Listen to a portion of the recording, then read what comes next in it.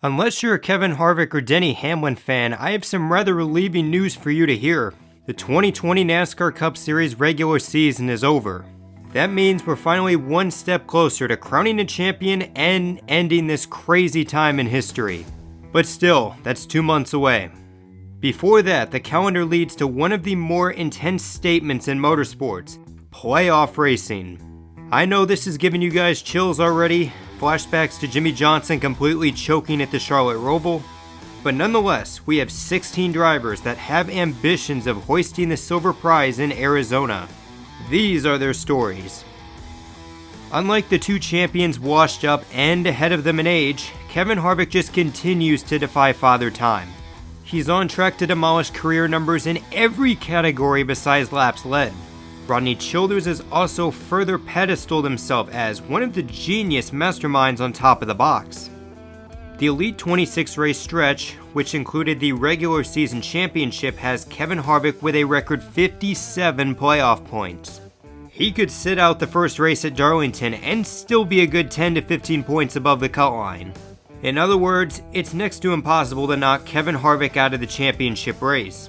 And that's especially the circumstance considering the consistency he's shown all year. The biggest challenge for this team is still 2 months away, and that is winning championship number 2. There's absolutely no reason for Kevin Harvick fans to stress out the next couple weeks. Joe Gibbs Racing counters with another surefire Phoenix favorite in Denny Hamlin. Entering his 14th postseason, the Virginia native is also bound to eclipse career numbers once the season draws to a close. But the thing is, none of that is going to matter at the end of the day for Denny Hamlin and Chris Gabehart. The thing they have their sights set on is finally winning the Bill France Cup. And so far, his chances to do that are really good, as Hamlin enters the playoffs with a 27-point cushion over 5th place Chase Elliott. And considering the speed and utmost dominance on several occasions, that is going to get a lot bigger as we get through the rounds. So yeah, I'd say there's no excuse to come short of the Arizona desert and arguably the championship. Bad Brad Keselowski makes his 9th career postseason appearance, vying to claim his first championship since hoisting the hardware in 2012. With 3 wins to his name this season, that equals his mark set in both the 2018 and 2019 seasons. So with that, a lot of people probably assume the 2 teams done for the year. They assume Brad Keselowski is going to choke, and once again he's going to come up short of winning that championship. But I gotta say, this 2 team has changed under the helm of now 5th year crew chief Jeremy Bullins.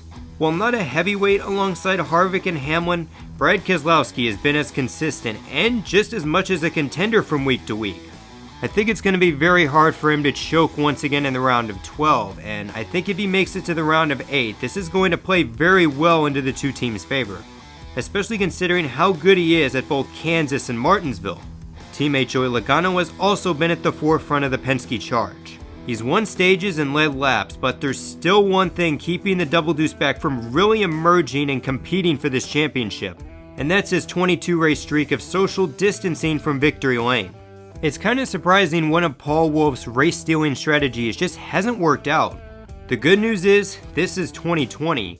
Joey Logano has never missed the championship for in an even year. And I'm telling you, this is some historic stuff, as you got Kevin Harvick, Kyle Busch, and all the other greats. They had never put together this same postseason magic. I expect the typical playoff success from Logano. He's going to win a couple races, and I see him making the round of 8. In terms of challenging Harvick and Hamlin, I think just a little bit more speed and getting up front more often is really going to help them. The key here is to start out strong, get better starting positions, and then I think Joey Logano is going to be in a really good position to win his 2nd championship in 3 years. Chase Elliott is officially 5 for 5 to begin his NASCAR playoffs career. However, despite the speed and being the best Chevrolet, a ticket to the championship race has never been punched in his short career. It really has been the definition of insanity since 2017. So what's different of this 9 team in 2020 compared to seasons past?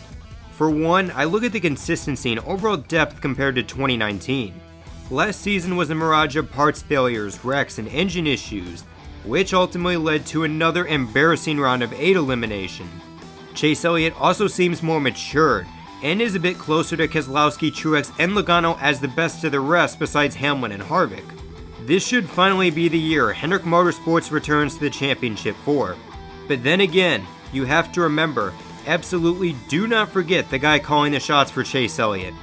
Something tells me Alan Gustafson's going to pull a Texas 2014 and screw Chase Elliott out of another championship appearance. All you can really hope for is that AFG doesn't do anything completely stupid like at the Charlotte 600. After 3 years, it's safe to say the stage winner MTJ meme is finally dead. The New Jersey native shall be hailed as third place MTJ. From Kansas to the Daytona Road Course, the Bass Pro Shops Toyota fished out 5 consecutive bronze medal finishes, and in his last 10 races, he only has 1 finish worse than 4th.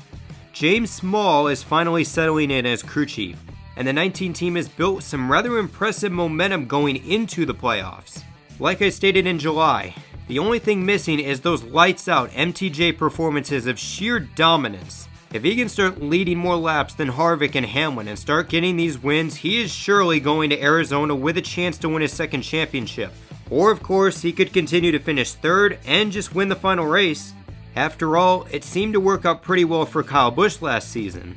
And now we get to 4th-year postseason driver Ryan Blaney. He had the car, the speed, and Todd Gordon fine-tuning his Ford Mustangs and putting him in position to win. Well, as long as you forget whenever he screwed him at Las Vegas. Yet, had not absolutely everything gone right at Talladega, Blaney would still be along the likes of Almirola and Bowyer with no wins on the season. And I know, Ryan Blaney's mostly insufferable fan base is going to put him on a pedestal for this season, but when you just look at the hype, Ryan Blaney, he's hands down one of the most disappointing drivers of 2020, alongside the likes of Kyle Busch, Jimmy Johnson, and Erik Jones. And as for hoisting the Bill France Cup, there's only one way I consider him a legitimate threat, and that is by, you guessed it, winning. Now, Blaney should have no problem navigating the first 2 rounds. After all, the only track he's won at over the past 2 years is in the round of 12. But let's be honest, you're not going to win a championship in this format without winning races. Yes, everyone's going to mention Matt Crafton, but when we look at the NASCAR Cup Series, the last time an eliminated driver won a Cup playoff race was Matt Kenseth back in 2017. Getting to Phoenix will require Blaney and Todd Gordon to actually close out races for once, and get a win at a track not named Talladega. It's safe to say, Alex Bowman has finally taken that elusive leap to NASCAR stardom. The 88 team has the speed, wins, and the championship mentality to go far into these NASCAR playoffs. Wait, hold on a second. This was the script I wrote back in March. Gotta find the one I wrote a couple weeks ago. Ah, there it is. Alex Bowman has had one of the most catastrophic midseason collapses I've ever seen in recent NASCAR memory. From 371 laps led in the first 8 races to now just 19 laps since. And don't forget all those mechanical issues and crashes leading to abysmal finishes. Not only is this 88 team far from a championship contender, but honestly making the round of 12 is going to be a tall order. Since joining HMS, Alex Bowman has put up some terrible numbers at the 3 round of 16 tracks. You have to go all the way back to the 2018 Bristol night race for his last top 10 finish. Besides rookie Cole Custer, Alex Bowman has the highest chance of being a first round exit. William Byron faced such strong adversity for a young driver entering the beaches of Daytona, and what came out of it was the 24 finally returning to victory lane. Should have been with the Exalta paint scheme and with Jeff Gordon in the booth, but beggars can't be choosers. It was a monumental night for the Liberty University student as he became Cup's 195th winner all time. But in terms of going on a postseason run, I think that's going to be a tall order.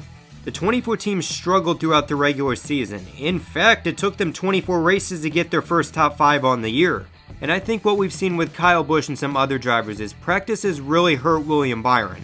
Not having Saturday to adjust the cars really hurt Chad Knaus as he doesn't know what his driver needs, and that's led to a lot of the mediocre results. And then finally, you have Darlington, Richmond, where he hasn't exactly had the greatest numbers. I think he has a greater chance to advance than Alex Bowman. After all, they have the momentum. But unless they just flip the switch from Daytona and Hendrick Motorsports can really step up their short track program, I don't really know if he's going to make the round of 12. Austin Dillon, a 3-time winner, COVID-19 champion, and now back in the postseason after a 1-year hiatus. Faster cars and brilliant strategy have officially brought the iconic number 3 back to relevance. His numbers on the year are pretty good, especially for a kid spoon-fed everything in his life and making Dale Sr. roll in his grave. Well, according to his alarming amount of haters. And honestly, I wouldn't be surprised if Austin Dillon, Justin Alexander, and the RCR number 3 team make a deep run at this championship. Just delve into the competition a little bit. Austin Dillon's been just as good as Byron, Bowyer, DiBenedetto, Custer, and Alex Bowman. Throw in Richmond and Bristol, where he's had decent numbers as of recent, and he can advance to the round of 12 and maybe the round of 8. Then if you get there, just throw another Hail Mary at Texas and boom, Austin Dillon makes the championship 4, a first for the iconic number 3. Who knew the stout 2020 rookie class would have a representative in these playoffs? Obviously, Cole Custer got the win at Kentucky and has gained some momentum in the summer months. But like I mentioned earlier, the goal for Mike Shiplett and the 41 team in these playoffs is to just simply gain experience. It's going to be awfully hard to advance with 3 really tough, driver-oriented tracks in the round of 16. But still, if he gets eliminated early, it's still a successful season for Cole Custer. After all, he just clinched the tightest Rookie of the Year battle in over a decade. That reminds me, what a joke the new Rookie of the Year system is. The second half surge vaulted Aric Almirola to now his 3rd NASCAR postseason since joining Stewart-Haas Racing. And say what you want about Almirola never winning outside of a plate track and that he isn't Cup caliber, but after the disappointing 2019 season, Almirola has led a lot more laps and has been the far superior driver amongst the 5 that pointed into the playoffs. A lot of that comes from the new approach from Mike Bugaravich, plus the pandemic, where they've ended up capitalizing on good starting positions by the random draw, and they've shown speed right off the truck. With that sort of speed, it's going to be real easy to stay consistent and possibly challenge for wins and see more success akin to 2018. The thing about the drink a beer after a top 10 way of life is that top 10 finishes will get you into the playoffs. Clint Bowyer advances for the 3rd consecutive NASCAR playoffs in a row, now the longest stretch of his career. As for championship ambitions, I'd advise chugging a whole pack of Busch Light. Only then should you consider the 14 team as legit championship contenders. I expect Bowyer to make the round of 12, considering his recent stretch of top 10s and his good points racing, but once the weaker teams get filtered out, there's just no way Bowyer is going to compete. At least it looks like he'll be back to cracking a few Busch Lights in 2021, so the season isn't a total disappointment. By now, we all know Kyle Busch's 2020 has not only been historic, but a complete antithesis of what we're used to seeing. No wins in the regular season. He has never went this long into a season without a Cup victory, even during his rookie season at Hendrick and 2015 where he missed the first 11 races. If you want to know more about his struggles, there's already a 9-minute video on this channel, but considering how NBC has beat this storyline to death, I understand avoiding it like the plague. And realistically, the only way I see KFB really making a push at championship number 3 is by doing something he hasn't done all season long. When you look at the first round, I don't see the 18 teams struggling that much. Yes, they have minimal stage points, but Adam Stevens and Kyle Busch have experience and the speed to make them a top 12 team. But then once you get to the round of 12, that's where things start to get tedious. You have both Talladega and the Charlotte Roval. Those are not only 2 chaotic tracks, but Kyle Busch has struggled immensely at those 2 races in particular. In 2018 and 2019, Kyle Busch was able to get through those events because of his performance in the regular season. Well, guess what? He's done nothing in the regular season and he's at a heavy disadvantage already, and that is going to make it very hard for Kyle Busch to defend his championship in 2020. His brother Kurt Busch has also been socially distant this season. Seriously, the one team this season has been almost non-existent. 7th to 8th place finishes, but never trading paint with the likes of the Harvicks and Hamlins for checkered flags. The good news is, Chip Ganassi, they still have fast cars, and the elder Busch, much like his brother, is a seasoned veteran. But yet again, they're only one 20th place finish or catastrophic incident away from being in must-win territory.